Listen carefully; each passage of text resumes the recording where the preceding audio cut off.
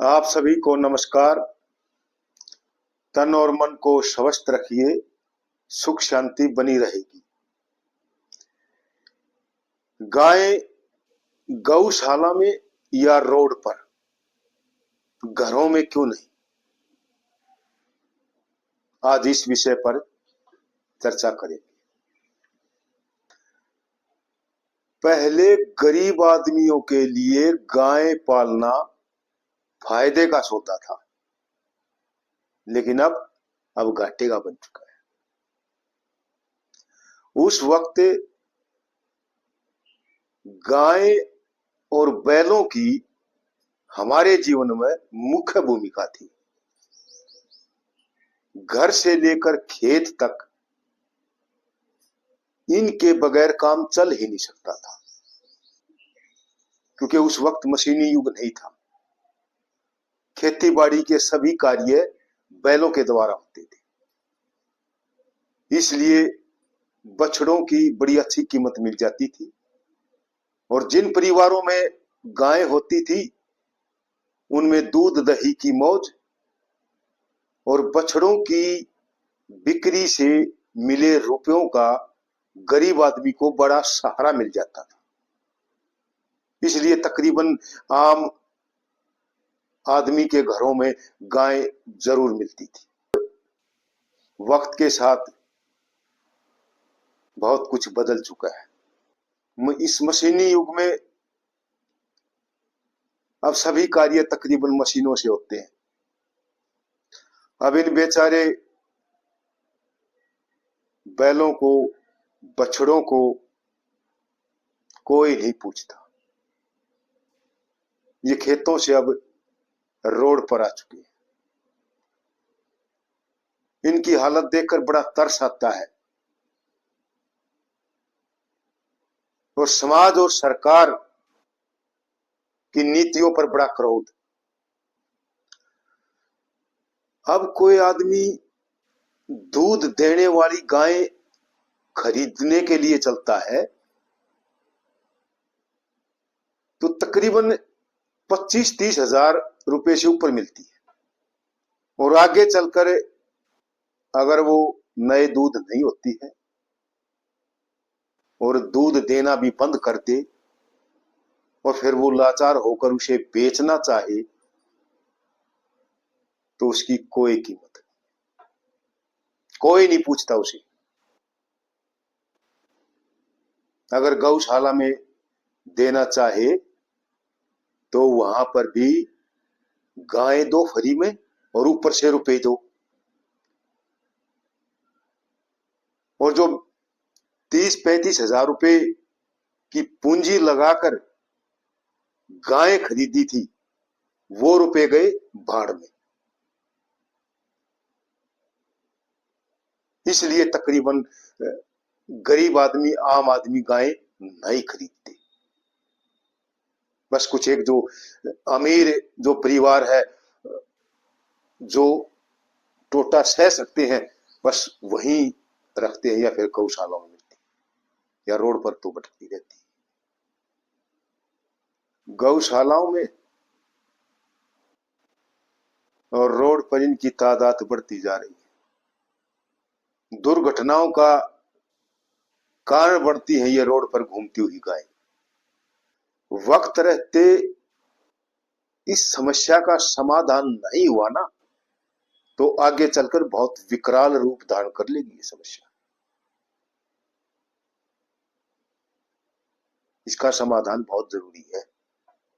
इस समस्या का एक अच्छा समाधान ये लगता है कि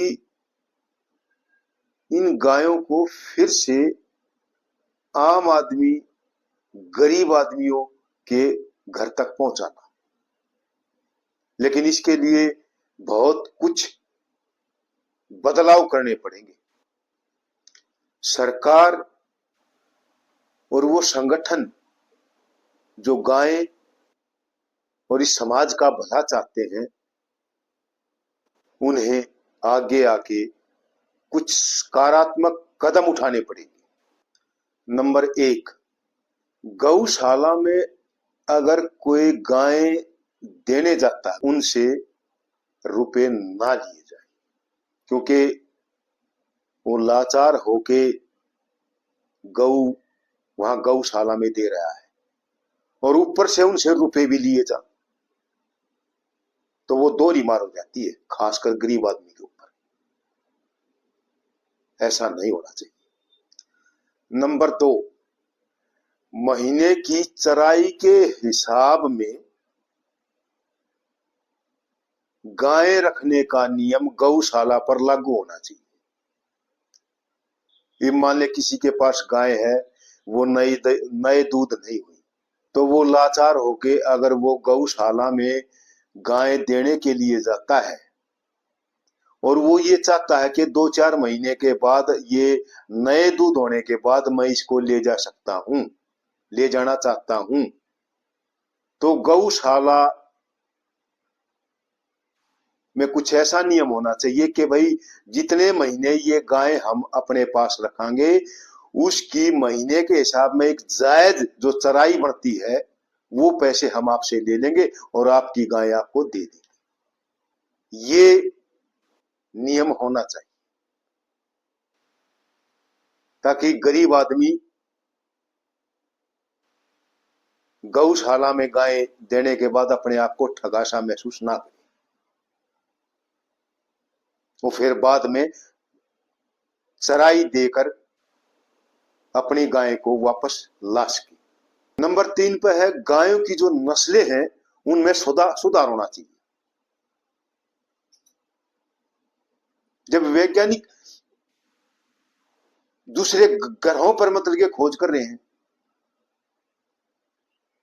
बड़ी बड़ी ऊंचाइयों तक पहुंच गए, तो क्या ये गायों की नस्लों में सुधार नहीं हो सकता? हो सकता है अगर नियत ठीक हो तो।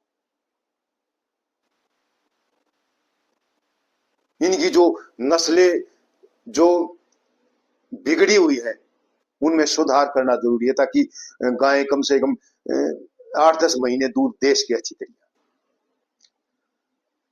नंबर 4, सरकारी जो पशुओं के डॉक्टर हैं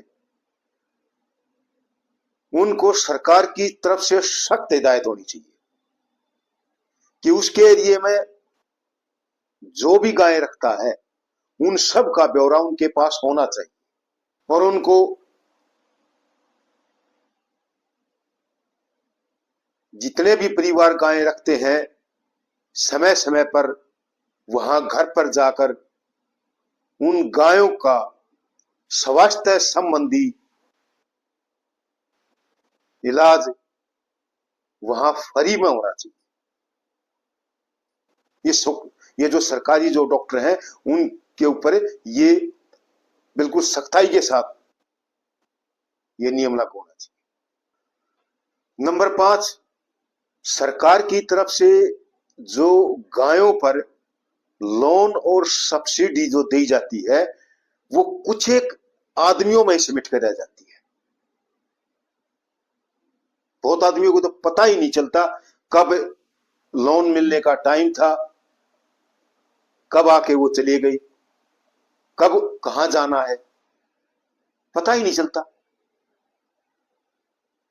इसके लिए सरकार ने कुछ दायरा बढ़ाना होगा और ये लोन और सब्सिडी की जो ये सेवाएं उनको सरल करना होगा, उनको आसान करना होगा ताकि ये आम आदमी तक पहुंच सके ये सेवाएं और वो उसका लाभ उठा सके। जब तक आम आदमी को फायदा नहीं पहुंचेगा तब तक इस चीज का कोई फायदा नहीं। अमीर आदमी तो वैसे पैसे की उन्हें कोई जरूरत नहीं है, रोशनी की वहां जरूरत पड़ती है जहां अंधेरा हो। सुधार तो और भी बहुत कुछ होने चाहिए लेकिन कहीं से अच्छी शुरुआत हो तभी आने वाले वक्त में और भी सुधार होते चले जाएंगे, लेकिन कहीं से तो अच्छी शुरुआत होनी चाहिए। वो गौ भक्त जो गौओं को मौत से बचाते हैं, बड़ी अच्छी बात है। बचानी चाहिए। लेकिन जो इनकी जो जिंदगी है, जो नर्क बनी हुई है,